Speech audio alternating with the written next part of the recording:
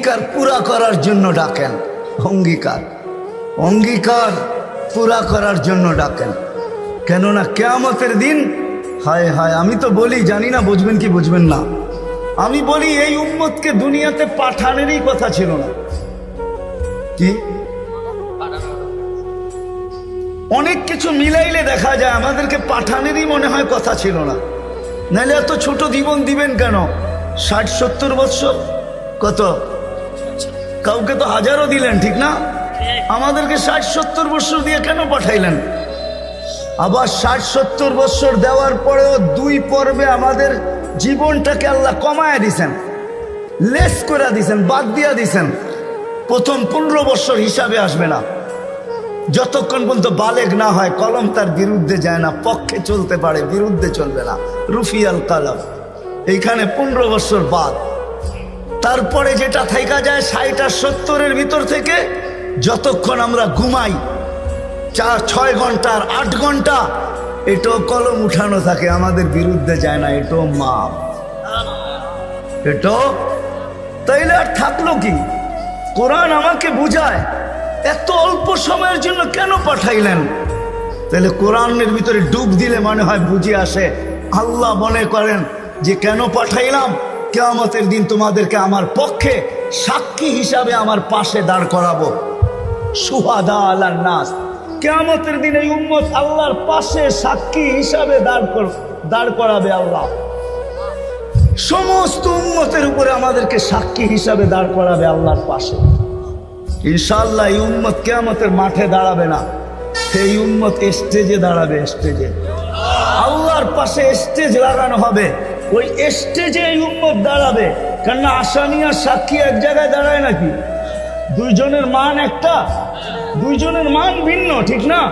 আমরা পাশে, কোরআন বলতেছে শুহাদা আলান নাস ওয়া ইয়াকুনুর রাসূলু শাহীদান আলাইকুম ওয়া তাকুনু শুহাদা আলান নাস। আমরা সাক্ষী।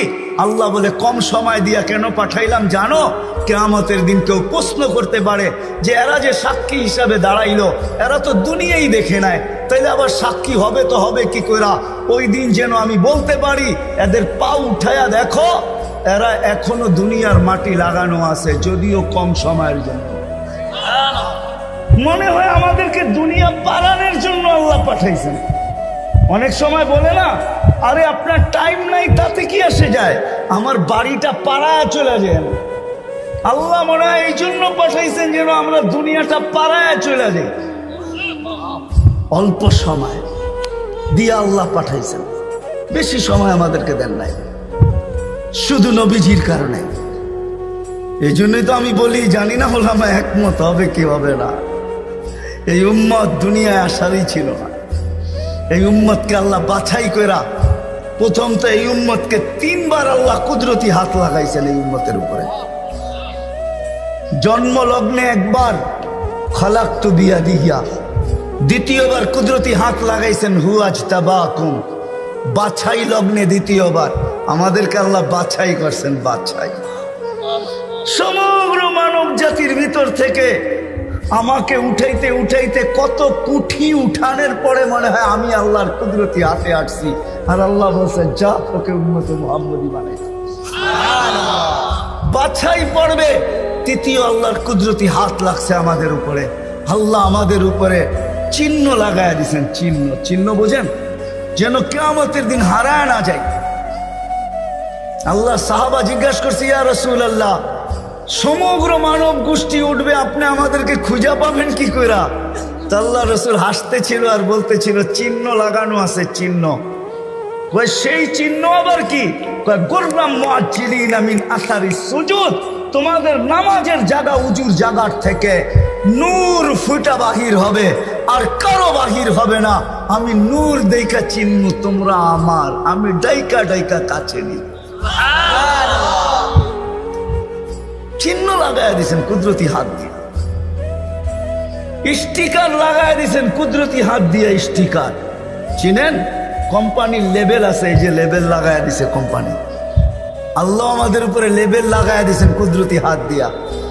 কুনতুম খায়রা উম্মাহ, এটা লেবেল, এটা স্টিকার, লেবেল লাগায় দিয়েছেন তোমরা খায়রে উম্মাহ।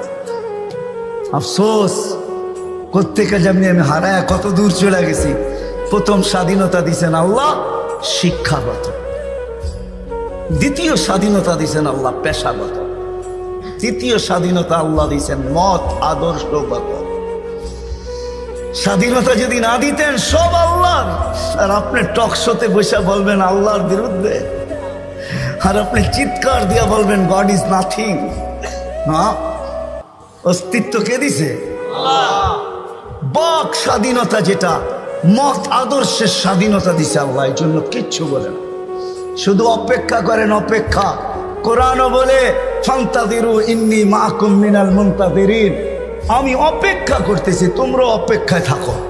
আল্লাহ কিসের অপেক্ষা? ইদা জা আজালু, সীমারেখা আসতে দেরি, আখাযনাহু বাগতাতান, তোমাকে আমি ছোমাইরা উঠাইতে দেরি করব না। লা তুসআলুনা আনিন নাঈম, তারপরে তোমাকে একটা একটা জিজ্ঞাসা করব, তারপরে দেখি তুমি যাও কোথায়, কোথায় যাবে তুমি। সত্য এটাই, মত আদর্শের স্বাধীনতা, যেটাকে বলে কি বলে মত আদর্শের স্বাধীনতা আল্লাহ দিয়েছেন, আদর্শগত স্বাধীনতা। নাইলে নাস্তিক হওয়ার কোনো প্রশ্ন ছিল না। অস্তিত্ব দিবে আল্লাহ, আপনি বলবেন আল্লাহর বিরুদ্ধে, এটা পসিবল ছিল না, ইম্পসিবল। আল্লাহ দেখায় দিয়েছেন 2020-এ, দেখায় নাই? কি দেখাইছে? হ্যাঁ, সারা দুনিয়া, যেই দুনিয়া নিজেকে এত শিক্ষিত মনে করে, এত আপডেট মনে করে, এত এডুকেটেড মনে করে, এত উন্নত মনে করে, এত আধুনিক মনে করে, ওই পুরা দুনিয়াকে আল্লাহ লকডাউন লাগাই দিছে। আপনি বলেন আপনাকে মাস্ক পড়ায় নাই, আল্লাহ দুনিয়ারে মাস্ক পড়ায় দিছে, দুনিয়াকে। আপনাকে আমাকে পড়ায় নাই, দুনিয়াকে মাস্ক পড়ায় দিছে। আল্লাহ বলে আমি আল্লাহ, ইচ্ছা করলে যা খুশি তা করতে পারি। কি এখনো বহুত মানুষ মাস্ক পড়া করে, ঠিক না? হ্যাঁ, পড়ে না? কি কি ভয়ে পড়ে? করোনা এখনো আছে, ঠিক না? আপনারা বলবেন আমরা তো কুমিল্লার মানুষ, 2020-ও পড়ি না, ঠিক না? না পড়তে পারেন, কেননা টেলিভিশনে এত বড় বড় দেখছেন, আর ভাবছেন নাকের ছিদ্র তো এত বড় না, এটা যাবে তো যাবে কোন দিক দিয়া, ঠিক না? এখন যদি প্রশ্ন উঠায় মুখ দিয়া যাবে, কয় সারাদিনই তো পান খাই, বিড়ি খাই, সিগারেট খাই, এটা সেটা খাইতে থাকি, মুখ দিয়া যাবে তো যাবে কোন দিক দিয়া, ঠিক না? হ্যাঁ, এই জন্য নাও পড়তে পারেন। আল্লাহ মত আদর্শের স্বাধীনতা দিছেন। চতুর্থ স্বাধীনতা দিছেন সোসাইটিগত, সমর্থ থাকলে দুনিয়ার যেই কোথাও বাস করতে পারে। আমি চিনি কুমিল্লার অনেক মানুষ যারা আমেরিকাতে বাস করে, আমি চিনি অনেককে কুমিল্লার যারা অস্ট্রেলিয়া বাস করে, যারা ক্যানাডায় বাস করে, আমি চিনি ইউরোপে বাস করে, চিনি, আমি অনেককে চিনি, আমাকেও চিনি। সমর্থ আছে, দুনিয়ার যে কোথাও বাস করতে পারে। আর পঞ্চম স্বাধীনতা, এই ছোট জীবনটা, যেমন স্কুলে খেলার সময় একটা পর্ব হয়, যেমন খুশি তেমন সাজো। আল্লাহ বলে এই ছোট জীবনটায় তুমি যেমন খুশি তেমন সাজতে পারো, তোমাকে কিচ্ছু বলবো না। স্বাধীনতা দিনা, নাইলে কোনোদিন সম্ভব ছিল না। তো কথা ওইখান থেকেই বাহির হয়ে গেছে। যতক্ষণ পর্যন্ত আল্লাহ আল্লাহ রসুলের কাছে আকর্ষণের পাত্র না হব, আর আকর্ষণের পাত্র হব আমলের দ্বারা। কিসের দ্বারা? আর আমল জীবনে আসবে দ্বীনি কথা যত বেশি একাগ্র চিত্তে শুনবো, মনোযোগ সহকারে শুনবো, আর দিলে কাঁদবে, তখনই আমল আসবে। আর আমলের দ্বারা আমি আকর্ষণের পাত্র হব। তখন বংশ কি আল্লাহ দেখবেন না। কুমিল্লার মানুষ, কথা শেষ দিকে চলে আসছি, আমি 6 বার আমি বেলালের বাড়ি দেখছি, 6 বার রাদিয়াল্লাহু তাআলা আনহু। আমি 6 বার ইথিওপিয়া গেছি, 6 বার। এই চোখ থেকে পানি 6 বার ঝরছে, শুধু বাড়ি দেখা, ব্যক্তি তো দেখি নাই, কোত্থেকে দেখবো? সে তো অনেক আগে চলে গেছে, তার দেশের মানুষগুলা দেখছি। কিন্তু একটা অনুমান হয়েছে, একটা এটাকে কি বলে, এতটুকু বুঝতে পারছি যে 1400 বছর আগের বেলাল কেমন ছিল। আজকের মানুষগুলোই যখন পছন্দ হয় না, তো 1400 বছর আগেরটা কেমন হবে? আজকের ইথিওপিয়া আদিস আবাবা রাজধানী, ইউরোপের সাথে টক্কর লাগায় উন্নত হইতেছে, ইউরোপকে পিছিয়ে রেখা দিতেছে। তাইলে আজকেও যদি মানুষগুলা পছন্দ না হয়, 1400 বছর আগের বেলাল কেমন ছিল? কিন্তু বেলাল যেখানে ওইখানে কেউ নাই। কেমন আকর্ষণের পাত্র, জমিনে চললে জান্নাতে পদধ্বনি হতো, জান্নাতে। আল্লাহর রসুল কানে শুইনা ঈসা বলছে, মা বালু খাইয়া বেলাল, এত বড় আকর্ষণের পাত্র কি করে হইলে জান্নাতে তোমার পদধ্বনি? তাও আমার আগে আগে, পিছিয়ে হইতো তাইলে মাইনা নিতাম, আমার আগে আগে। দেখতে তো ছিলাম না তোমাকে, পদধ্বনি শুনতে ছিলাম। জিবরিল আলাইহিস ইসলামকে জিজ্ঞাসা করলাম আমার আগে কে? তো হাসি দিয়া বলল, আবদুকা বেলাল, আপনার গোলাম বেলাল। আয়েশা বলতেছে, হারেস বিন নোমান, তুমি এত আকর্ষণের পাত্র কি করে হইলা? বলছে, কি ইয়া রাসূলুল্লাহ, জান্নাতে ঘুরতেছিলাম, তুমি তাহাজ্জুদে কোরআন পড়তেছিলা, আমার রাত্রেই সফর ছিল, আমি রাত্রেই পৌঁছে গেছি ওইখানে, আর রাত্রই ছিল, সময়কে আল্লাহ থামায়া দিয়েছিলেন, রাত্র ছিল, জান্নাত ভ্রমণ করতেছিলাম, লাউড স্পিকারে তোমার কোরআন শুনতেছিলাম। জিজ্ঞাসা করলাম, হারেস এইখানে আসলো কি কইরা? তো জিবরিল আলাইহিস সালাম হাইসা বললেন, ডেলি রাত্রে পড়ে আর আমরা শুনি। জিজ্ঞাসা করলাম, এই মর্তবা পাইলো কি করে হারেস? সে কয়, মার পায়ের তুলার বদৌলতে, মার খেদমত করে। আজকালকার সমাজের যুবকরা তো সন্তান মা বাবার খেদমতই করতে চায় না। বললে আবার কুমিল্লার মানুষ রাগ হয়ে যায় কিনা জানি না।